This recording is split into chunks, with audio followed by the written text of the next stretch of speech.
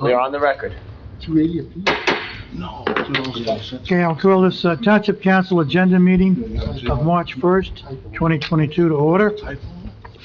Adequate notice of this meeting has been provided in accordance with the requirements of the Open Public Meetings Law by filing the notice in the office of the Township Clerk and by posting the meeting notice on the bulletin board at the municipal building on December 22nd, 2021, where it has remained posted since that date.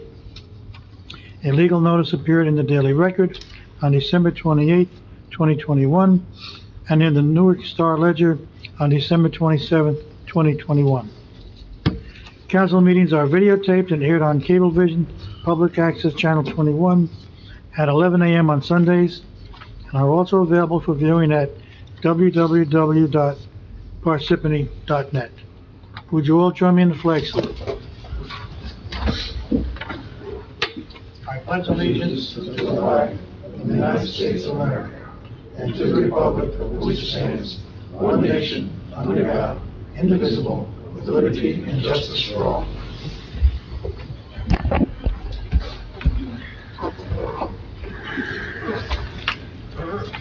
Roll call, please. Mr. Karifi? Here. Ms. Grignani? Here. Mr. Musella? Here. Mr. Neglia? Here. Mr. DePiero? Here. Also in attendance are Mayor Jamie Barbario, Business Administrator Fred Carr, Township Attorney Michael Lavery, Township Clerk Colette Madden, Council President. We have a quorum. You may begin. Thank you. Upcoming meetings, March 15th, 2022, 7 p.m., regular meeting, and April 5th, 2022, at 7 p.m., our agenda meeting. Approval of minutes, we will do that at our next meeting. Mayor, anything to report? Yes, Council President. With regards to the COVID cases, last month there was approximately 800 or more COVID cases. As you know, they're coming down. The month of February, there's about a total of 160. So as you can see, it's actually coming down significantly. Also, with regards to the trap, neuter, and release ordinance, as you know, I'm looking to amend it.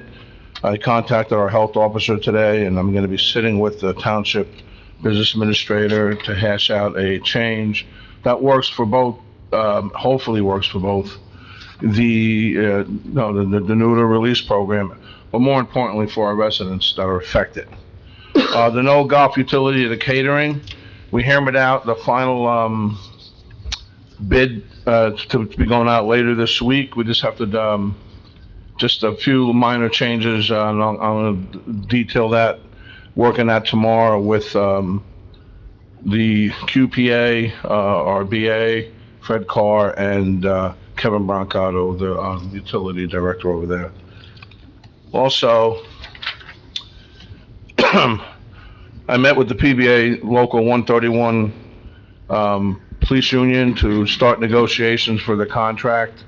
The negotiation will be going on between our township attorney, our township labor attorney, our business administrator, and representatives from the PBA Local 131. Police department, I'm just wrote some notes down here. I think it's important for the council to know. Fact is down, we had several retirements, and we will be down to 87 police officers, which is alarmingly low. So what I said to the chief is I need to get a plan from the chief on how we're going to beef up our police department to bring the numbers up so the township can function properly with our police department. With that, I did tell the chief that anytime a police officer retires, this used to be the policy, that we could hire right away because we're too low. We're down to 87, and we can't get any lower than that, because then it affects all divisions within the police department. So, we're going to be working that out. I'm going to get a plan from the chief, what he recommends, and I told him basically what we can't do is we can't hire a whole bunch of police officers in 1 year. That would affect the budget significantly. But we have to have some sort of a plan, 3-year plan, to get it back up to 103. Even though the ordinance says 113, I'd be comfortable with 103 to 106, but we're significantly low. We can't get any lower than that. Economic development. I've been meeting with certain individuals with regards to economic development. Also, we have already companies that are here that are actually going to be renovating here in Parsippany, expanding their projects, and that should increase our ratables. I'm not going to get down to the meeting we had the other night with economic development because I'll leave that up to the liaison of that committee, Loretta Graniani, if she would like to speak on it. A public information officer. What I had to do for a public information officer is the fact that things are so tight with our budget that I felt I'd have to make some decisions with regards to public information officer, which I think is pretty vital to a township like Parsippany-Troy Hills. So what I'm going to be doing is I'm going to be sharing the public information officer that the police department has with the township. So there's going to be dual roles for that individual to do our posting, Facebook, all types of information that goes on the website. So that one person will be doing both the police department with the township having priority for social media. I'm also going to be using our recreation director, Joe Plusher, to also help out with our public information until we can really solidify bringing in new salaries and stuff like that. So we're not gonna look for getting Alpha Dog in? to do No, that's different. Alpha Dog, I will be meeting with Alpha Dog with regards to the website. Right, Social media is different. That's a process in which we put information out to the public so they can go online, they can research the things that are going on in town, like you heard at the last meeting with the lead copper rule. Well, that would be a social media expert that we would have post all that. Yes, I will be meeting with Alpha Dog with regards to their website, which I believe, and it truly is a more friendly user website. absolutely. And and they actually work with our PIO, with our public information officer. They do most of the posting, but the public information officer will direct them on what to post and stuff like that.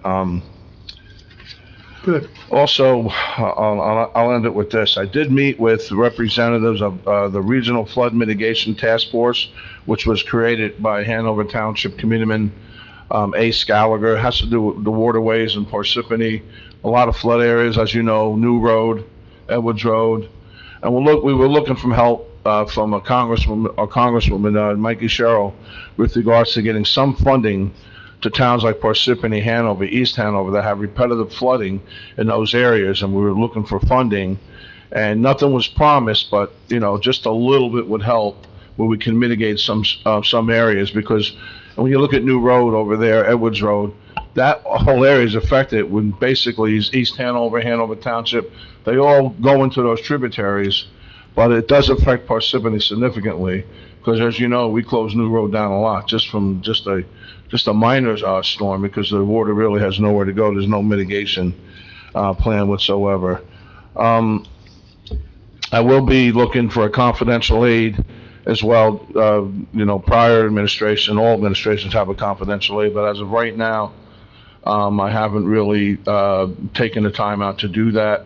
I'm still going through the budget, and I think that takes, of course, preference with regards to that. So that's my report for tonight. So, thank you. Okay, thank you.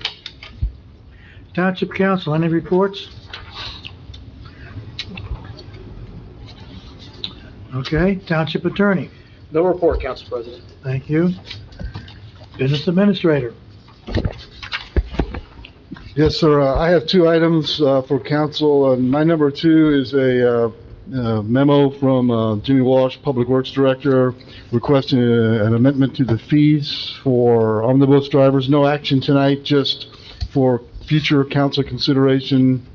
Start thinking about it as we move forward. And then I have Vonda wants to talk about Craftsman Farms, and that's all I have, sir. oh, turn the lights back up. I turned them down. Oh, that's grabbing my, you'll see that. Yep, it's on. It's on.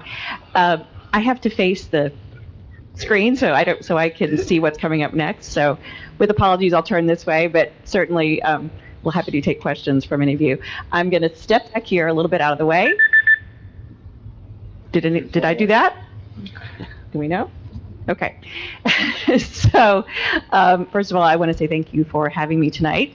As Fred mentioned, I'm Vonda Gibbons. I'm the executive director of the Stickley Museum at Craftsman Farms. I've worked for the museum. I started my 14th year a couple of weeks ago and have been the executive director for 8 years. This is, I think, my 8th presentation for this body, and it's nice to be back in person. So thank you for having me. And it's nice to see some fans of the museum around here as well tonight. So I was asked if I could be brief, and I think I can be, so let me get this started. We do an annual presentation that's required by our operating agreement, but actually I enjoy coming to be able to talk about what we're doing. So to start with, I know there's a couple of new members of the council, and of course, Mayor Barbario has heard many presentations from me over the years, but I'll just start back with where our partnership started. This is what Craftsman Farms looked like in 1989. The township knew that it was threatened by private development and paid fair market value to purchase the property, and then it took possession, and this is what it looked like. That same year, it formed a partnership with the Craftsman Farms Foundation, which is today known as the Stickley Museum at Craftsman Farms. We are tasked with overseeing the preservation of the site and interpretation of the site, which is really how we share it with the public. Tonight, I'm mostly talking about preservation. But it became a National Historic Landmark the following year, and I'm going to come back to that as well just in a little bit. So this brings us to 2022. We skipped 33 years ahead, and you can see we've done a lot of work on the property with the help of a lot of people in the Parks Department and the Buildings Department to help us maintain the property and the buildings over the years. And I did want to point out that we are a self-funded organization. So our annual $500,000 operating budget is earned, we raise it annually to be able to stay in operation.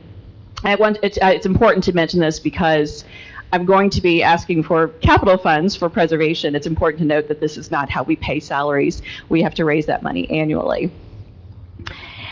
So when I appeared last year on WebEx, which is a very different experience, I presented over about the last year what we had been through since the previous year's presentation. And it was pretty significant. We had had a major tropical storm that really just slammed through the property. I was there that day. It's hard to describe how sudden and damaging it was. But you can see here the massive poplar that was just uprooted and fell onto the annex, which is the building next to the log house. And there's the Mount Tabor Fire Department entering. We also had help from Joe Janarone and his building department crew. I don't actually know how everybody got there so quickly, but it really helped us keep the building from being flooded completely. So when I appeared last year, I came with this. It had been several months that this had happened. And this is what the damage looks like. The building was condemned that day. So we had been working ever since on emergency recovery, which dragged on for 10 months, partly related to the pandemic. We just couldn't get the materials to complete it. But also, we started to talk about plans to rebuild. Before this damage had happened, we had been planning to move our shop, which is, of those who've been there before know that it was in the kitchen of the log house for many years, and we were going to move it into the annex here. The building had a lot of rot on the exterior.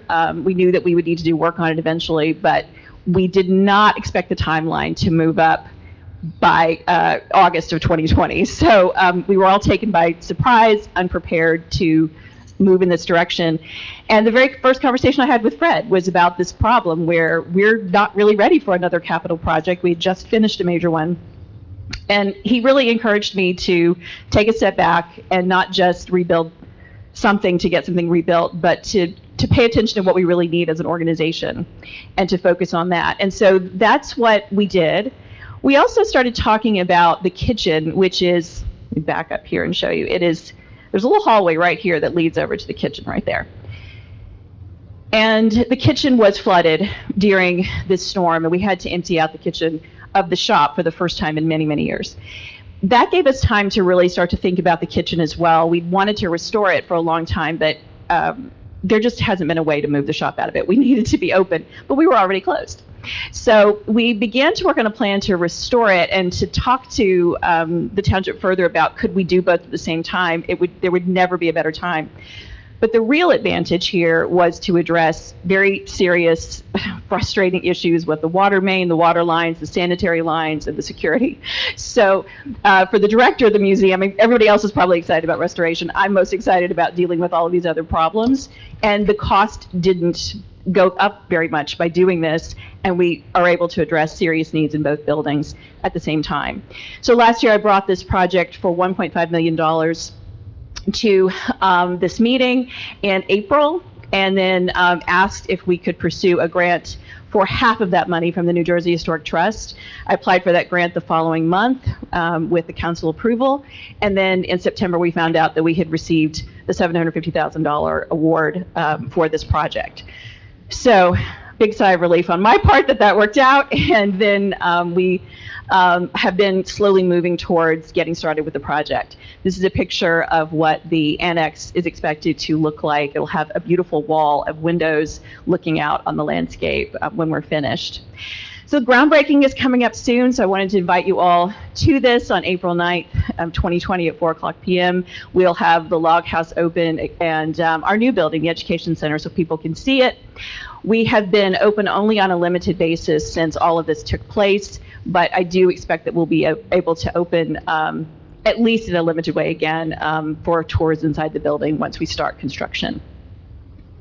So the reason I'm here tonight is less for this previous project. We have a big one coming up, but I don't want to stop momentum on other projects that need to be addressed on the property. So this is a map that's just a reminder that each one of those little green points is a building. So there are 9 buildings on the property.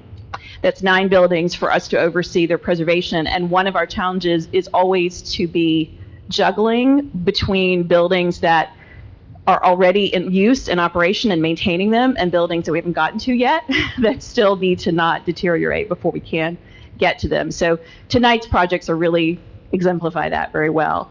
We're going to talk about a couple of different areas of the property. This is called the historic zone. Everything that is essentially from the parking lot down to the twin cottages in this area is called the historic zone. I've talked about the annex here already and the kitchen, and I'm also going to be talking about the main building, the long house. The cottage over here, the white cottage, is one of 3 cottages on the property. And if you've been to the property before, you may not have even noticed it. It's kind of off in the corner by itself. You can see here that it is even between houses. Powder Mill grew up around the white cottage. As we've been working on it, we know more about its importance. It was likely a private cottage for Gustav Stickley and his wife. In a way that they couldn't have privacy in the log house. They had intended to build a house that they never were able to do.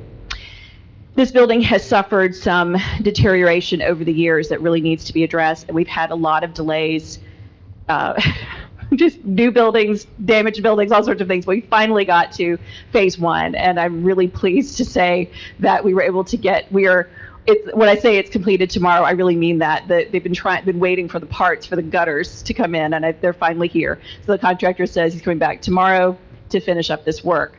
So what we'd like to do now, and what one of the resolutions in front of you, is to request approval to proceed with stabilization phase 2. And to do that, it requires a budget of $268,000. Remarkably, that's very similar to phase 1. The prices haven't gone up that much since I think we started talking about this in 2014. So phase 2, I'm also pursuing a grant for at least half of the funding from the New Jersey Historic Trust. I've spoken with them about this. They supported the first phase, and they agree that even though we have a big open grant with them, a $750,000 grant, they don't usually like to give out multiple big grants at one time, but they understand that we are dealing with a lot of buildings, and they seem in favor of us coming back and asking for this. So the resolution is for full support of the project and a commitment to half of the funding for it, and I have to have permission from the owner of the property to be able to pursue a grant for it. The second project, the second resolution in front of you, is more about the log house. If you've been inside the building, you've probably noticed the fireplaces. They are, I'm guessing, the most important architectural feature on the house. I'm not sure would be more important. This is the one in the living room. There are 5 throughout. I'll show you the 5th one in a second, but they all are hand-hammered copper, and they all have mottos on them that are hammered into them. This one, "A world of strife shut out and a world of love shut in." We've been using a lot over the last couple of years. and as kind of a touchstone for the museum. So these are really important to the museum, and there's problems with the hoods in a couple of places that I want to point out. You can see here that that the hoods are pulling away from the wall. The copper hoods are attached to the wall by screws that are screwed into wooden plugs.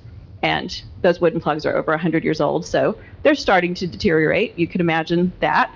The screws are missing in some cases, and you can see that the hoods are pulling away from the wall, and we're concerned that they're just some of them are going to fall. I've known of this problem for a while, but haven't really known how to deal with it because the hoods are the kind of thing that you don't want just anybody touching them. So I'm pleased to say that I think we have a really good plan moving forward, and the resolution related to this is including being able to reattach the fireplaces and be able to restore them, but also to do some conservation work on the hoods as well. You can see from this one that there was a moisture buildup in the chimney, and it trickles down the hood.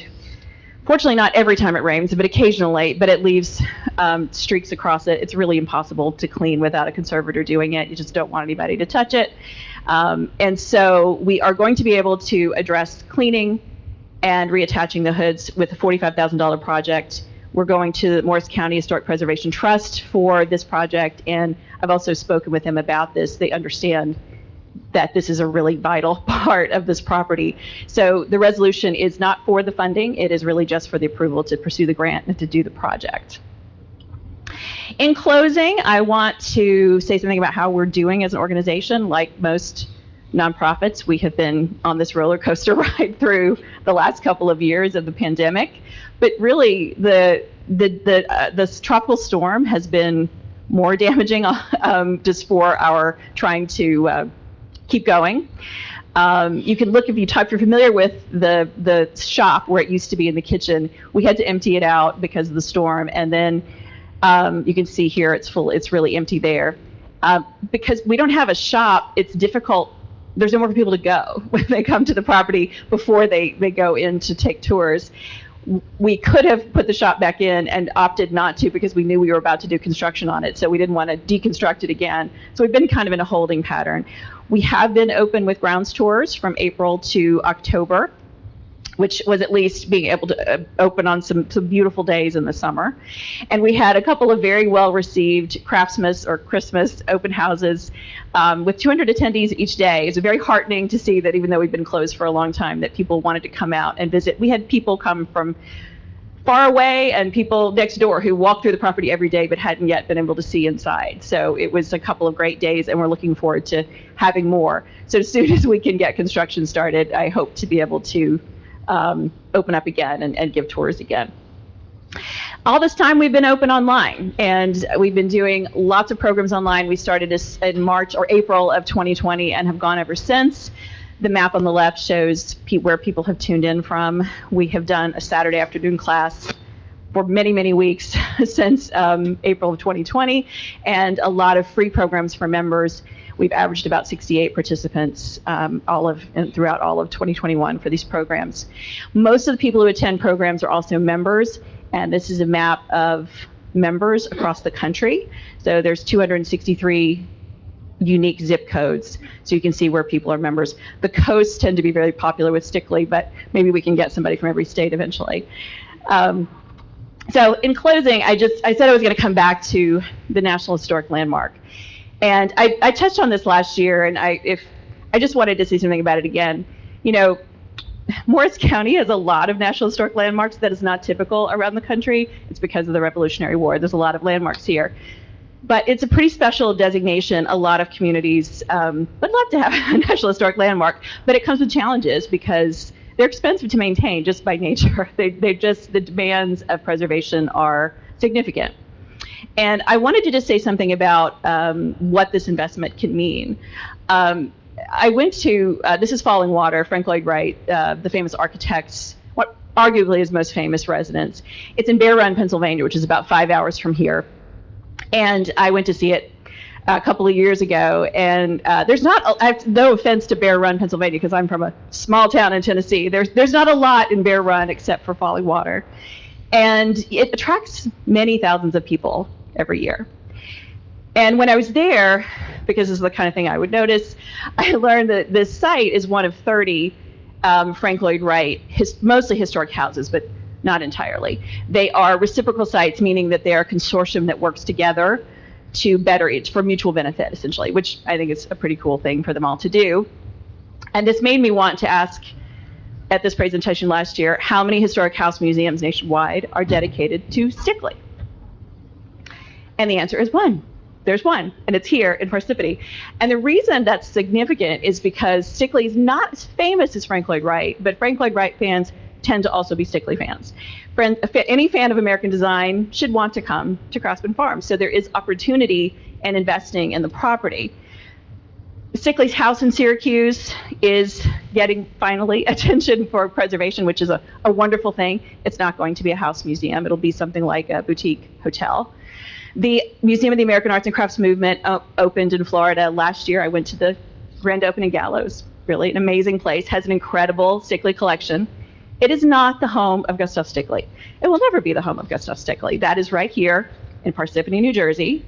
And I wanted to end by saying that by developing the property, investing it in what the township currently owns, when we're fully open at full capacity, we can attract people to stay here overnight. We already know that people shop in the area, that more than 60% of our visitors also dine in the area. So we want people to be proud in Parsippany that we're here, but we also want to be a part of a cycle of investment made into the property that was returned back to Parsippany as well. So that's my presentation. Thank you for listening. Thank you, Vanya. Thank you. Thank you. Thank you. Any questions from the council? Any input from the public? I have to just say thank you, Rhonda, and thank you, council and mayor. Davey, come on up, you have to talk in the microphone. I can't be quiet, I've been part of this too long. And for those of you that don't know, my wife Nancy was one of the residents in town that went to Frank Priori in the council at that time, and Mayor Council President Michael DePero, to save this site, and it's been a real treasure for the township. But what I like to say as a businessman, this foundation manages this site on behalf of the township.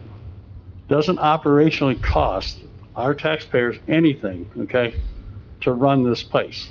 Her staff, this professional we have here, and the dedication they have.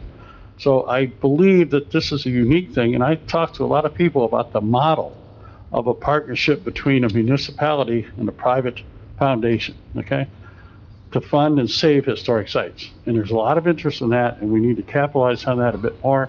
And we got the person here that'll help us do that. And with your continued support, it's a hell of a good investment. Thank you, Davey. Thank you. Rhonda does a fantastic job. She should be complimented over and over again. Oh, thank you.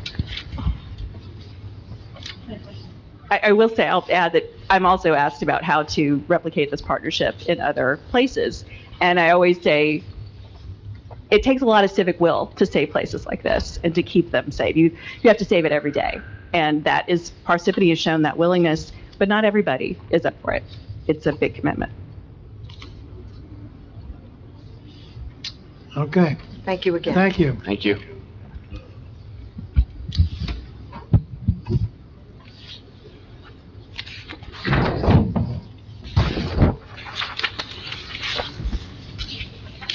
Okay, Mr. Carr, that's the end of your Yes, sir. time, right?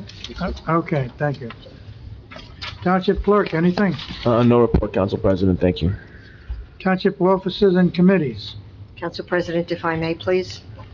Mrs. Grignani. This past Friday, February 25th, new officers were elected to the Economic Development Advisory Committee. Secretary, Raj Dipatetti. Vice Chair was Dr. Mehta, and our Chairman, Frank Cahill. As the council liaison, I look forward to working with the new leadership of this committee and our administration in bringing businesses to our township. This past Saturday, the committee presented a plaque to Mr. Mara's Dance Studio in Lake Hiawatha. Upcoming ribbon cuttings and plaque presentations are as follows. Birdie's Hot Chicken, 131 New Road, this Saturday, March the 5th at 12 o'clock. Godfathers in Parsippany on March the 10th, Saturday, March the 10th at 11 a.m. And then on May 11th, Edward Jones, 2 Selvin Way, Suite 301 in Parsippany. We have meetings. The next meeting will be on April the 6th, and it is open to the public if anyone would like to come. Thank you very much. Thank you. Any other reports? Okay, now, remind me, the engineering report we're gonna read Next meeting. next meeting. Yes, sir. So you have to remember to put it on for next, okay.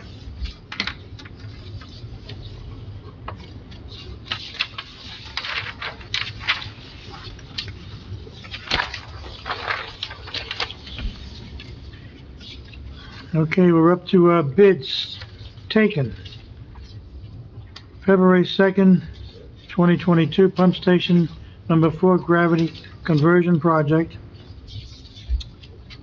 February 3rd, 2022, traffic signal maintenance for Littleton Road and Rita Drive, Beechwood Road and Jefferson Road, and Smith Road. Item 3, February 10th, 2022, rental of heavy equipment. Bids to be taken, March 10th, 2022, Route 46, water main rehabilitation, Phase 1.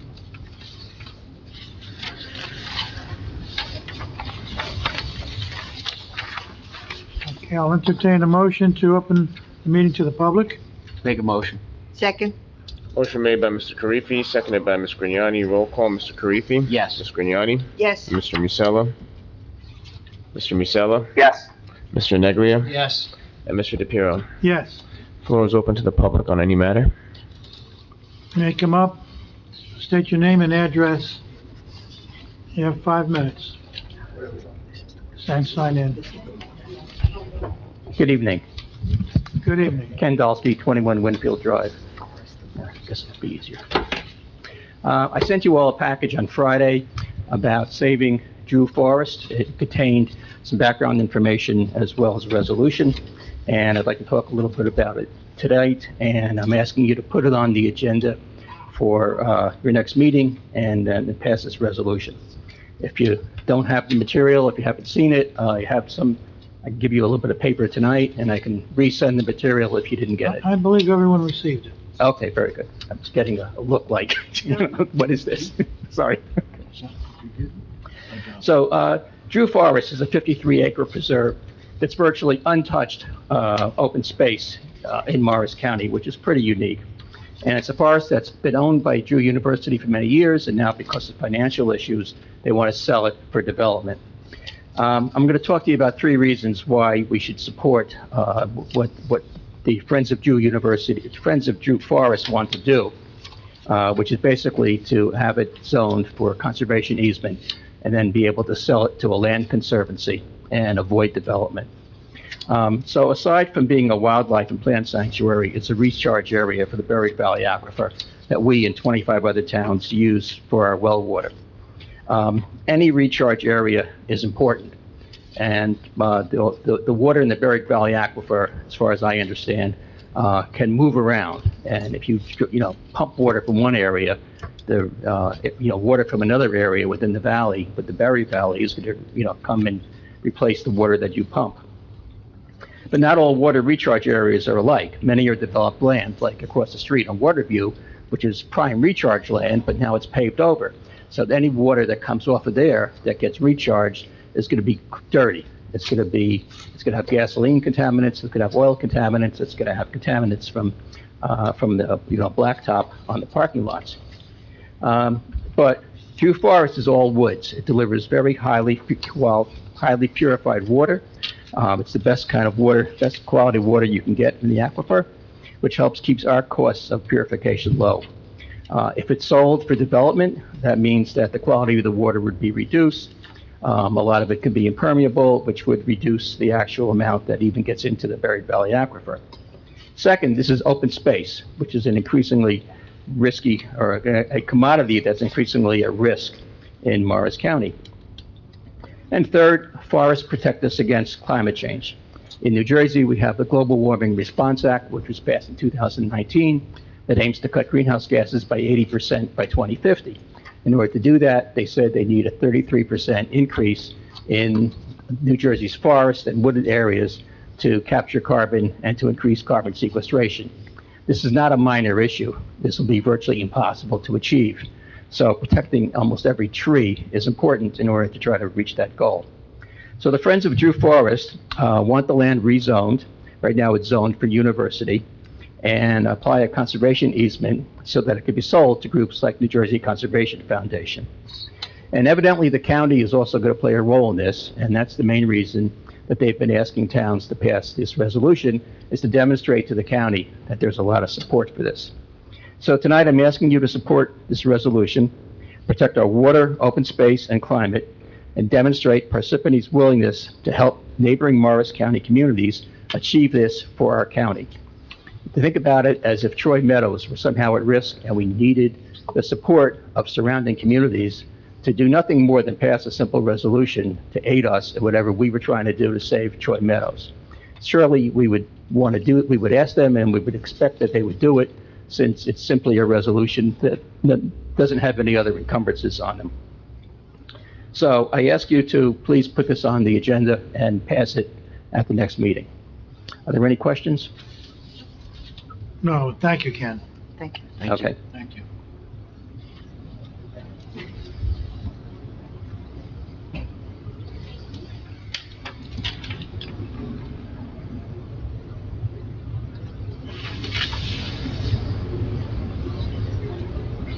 I don't want to waste anybody's time. I wasn't planning on coming and saying anything. I just wanted to, but hearing you talking about the... Name and address, please. Oh, I'm sorry, Judy Hernandez, 5 Marine Road. Thank you, And hi. Judy.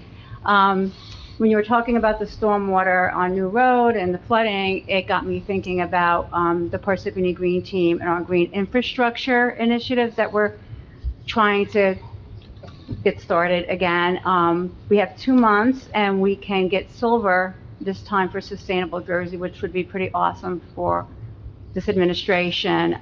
It's May 6th. And so I figured I'll just get up and ask if we maybe can meet with you sometime to talk about what we've done so far. And I know you guys know because you've supported a lot of the initiatives and some of the ways we want to go forward. One of them is for green infrastructure, which would help a lot with the flooding in Parsippany. I've got buy-in from some people at Rutgers, Chris O'Brupta, that you know so well because you've worked with him. And I'm on that executive board for green infrastructure at Rutgers.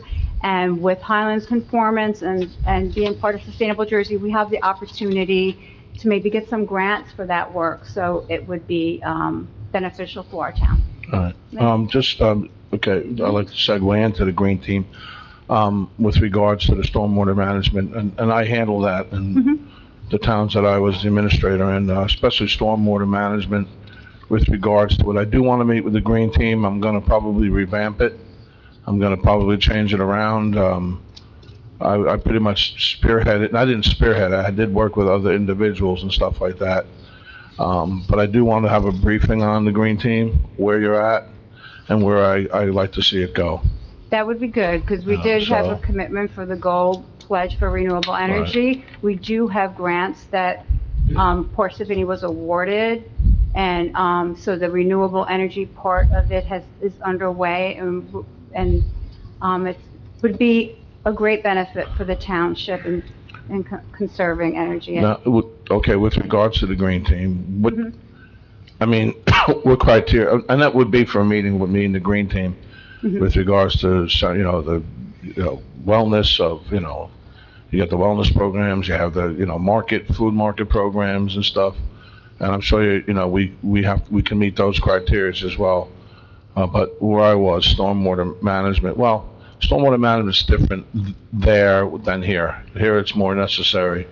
But when you're in like Hunterdon County and areas like that, I mean, still stormwater management is important, but, right. We could, New Road, as you know, is a repetitive flooding area that needs to be addressed, so. Yeah, it's a pretty significant action item in Sustainable Jersey, and as an engineer, I'm pretty And I know committed Dr. to the green so. infrastructure part of it, but we had an expert in renewable energy and electric and solar, and so we started with that first, and so Parsippany's made a gold pledge, and it's only one of a few in the state, so it's really good for our town.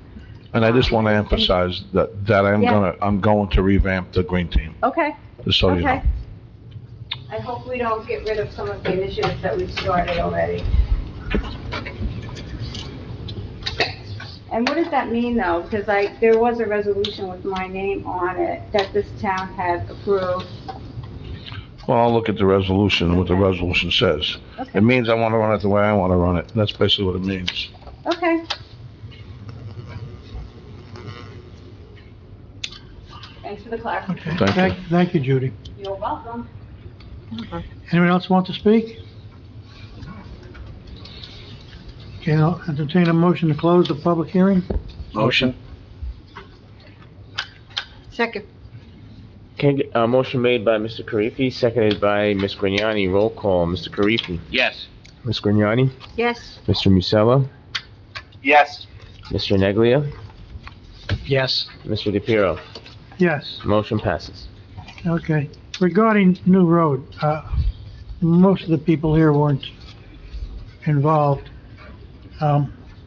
We tried many years ago to raise New Road by a foot so it wouldn't flood. And the DEP would not allow us to do that because you're blocking the water. And water has to flow wherever water's going to flow was the DEP's response. So we have to let it flood New Road, which is, in my opinion, kind of stupid.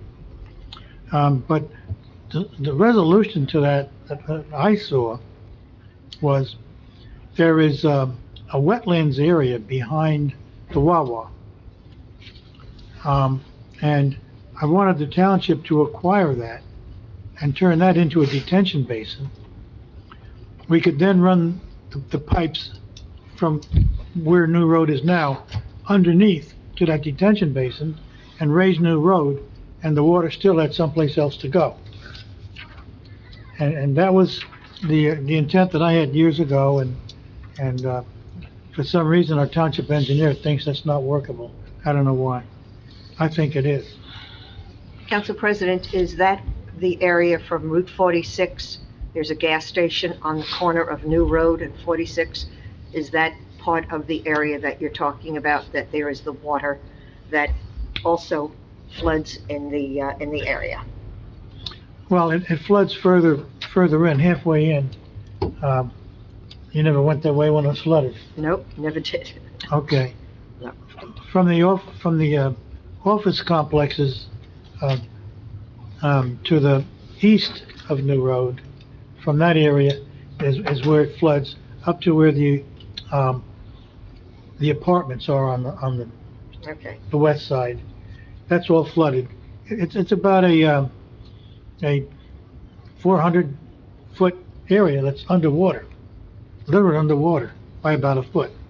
Every time we have a hurricane or a heavy rainfall. And the police have to be there, and they have to block it at both ends. And so anybody coming off of 280 has to use the Edwards Road going west, and then get on 46 further west, and then come back down to New Road around the water, do a roundabout. So the police are there, fire departments are there sometimes, and that's an expense every time we have heavy rain. And it would seem to me it'd be a cost effective if we could raise the road, channel the water over to that detention basin, and not have to pay police to be there and fire departments to be there all the time. Thank you. Something to consider. Okay, we're back. We're done with all of these items we're going to be voting on at our next meeting. We're back to approval of payroll and bills list. Mr. Neglia. Yes, approval of payroll and bills list. CFO Juan Urabi recommend authorization for payments. Authorized payment of the 3/3/22 regular payroll estimated at $1.7 million. Payment of bills from voucher list 3/1/22 through 3/3/22, estimate totaling $2,449,209.81. Motion to approve the authorization for payment above by myself. Second. Motion made by Mr. Neglia, seconded by Mr. Karifi. Roll call, Mr. Karifi? Yes. Ms. Grignani? Yes. Mr. Musella? Mr. Musella? Yes. Mr. Yes. Mr. Neglia? Yes. And Mr. DePiero? Yes. Motion passes. Anything else before we close the meeting? No, sir. Okay, I'll entertain a ultimate motion. Make a motion. Second. Motion made to adjourn by Mr. Karifi, seconded by Mr. Neglia. Roll call, Mr. Karifi? Yes. Ms. Grignani? Yes. Mr. Musella? Yes. Mr. Neglia? Yes. Mr. DePiero? Yes. We're adjourned. Have a good night, everybody. Thank you. Thank you, everybody. All right, have a good night, Justin. Oh.